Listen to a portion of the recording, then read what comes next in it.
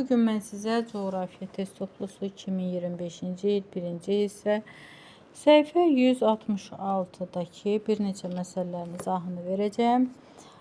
Demək, birinci hissədəki digər məsələlərin izahını YouTube-a yükləmişəm. Həmən məsələlərin izahına demək, videolara baxa bilərsiniz. Məsələ 213-ə baxaq. Dağın ətəyində dəniz səviyyəsində havanın temperaturu müsbət 27 dərəcə Selsi, zirvəsində isə -3 dərəcə Selsidir. Dağın mütləq hündürlüyünü və zirvədəki atmosfer təzyiqini hesablayın.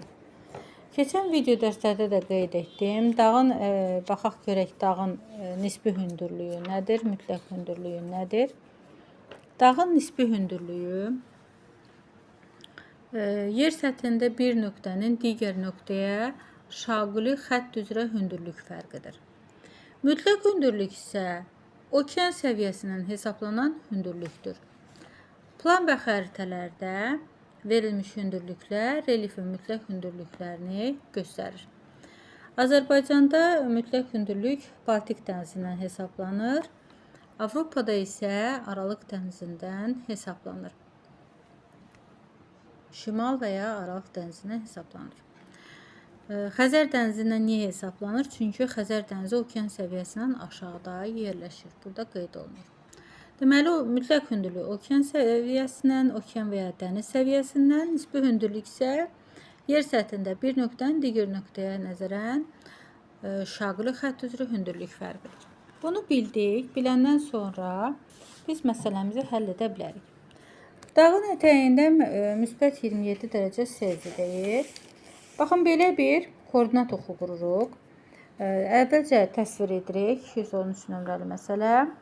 Demək, dağın ətəyində müsbət 27 dərəcə, zirvədə -3 dərəcə Selsidir. Və onlar arasındakı fərq, yəni dərəcə fərqi 213 nömrəli məsələ. Onlar arasında dərəcə fərqi müsbət 30 dərəcə edir. Yəni 30 dərəcə Selsidir.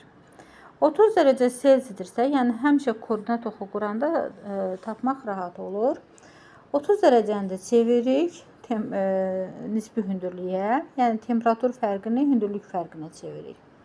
Biz bilirik ki, yer səthindən, yəni dağın ətəyindən zirvəsinə doğru temperatur aşağı düşür.